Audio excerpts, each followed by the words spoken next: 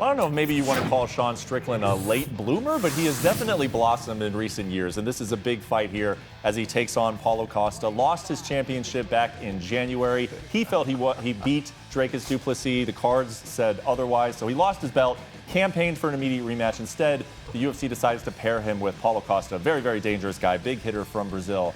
And Sean has not made it any secret. He did not really love this fight. He wanted that rematch against Dricus du Plessis, and he expects that if he wins this, that they should consider him for that title fight. How does he bounce back here against Paulo Costa? This is the misunderstanding of the week, okay? These two are, people aren't understanding what the bludgeoning they're going in for. You've seen a lot of Sean Strickland. You've never seen an angry Sean Strickland. And we all have to wonder, well, how's that emotion going to affect him? It makes me very fearful for Paulo Costa. Like, an angry Sean Strickland is a very scary proposition, but Paulo Costa's also made some changes. I recently found out he did this training camp in Las Vegas at the PI. He left Brazil. The question becomes, was he trying to leave his teammates or was he trying to leave some surroundings, some environments? But either way, the message is the same, which is he's looking for something new so he can get a new outcome. We're going to see two fighters here, unlike the ones that we're used to, and this has Fight of the Night written all over it.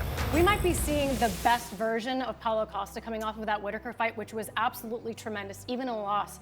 But Sean Strickland is poised and he is angry. And I think, like you said, Chael, that anger is only going to fuel him into a better performance, because sometimes when he fights, he just doesn't find that last gear, like versus DDP, like versus Cannonier.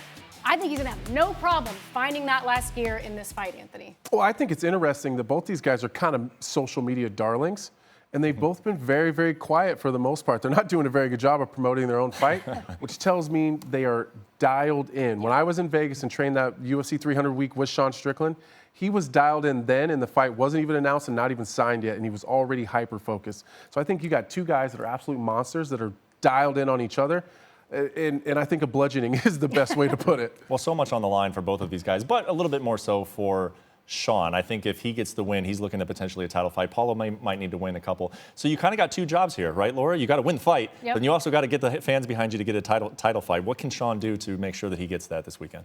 He has to fight the way that we're used to seeing him fight. Sean's the type of guy who doesn't even necessarily have to go out there and get some insane knockout.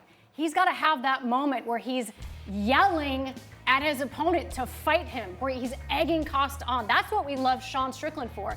Honestly, I think he's got to go out there, he's got to have the performance, but he's got the storylines with Adesanya, with DDP. So whatever he's got to do, he's got to outshine a potential Hamzat versus Whitaker fight, which is coming down the pipe.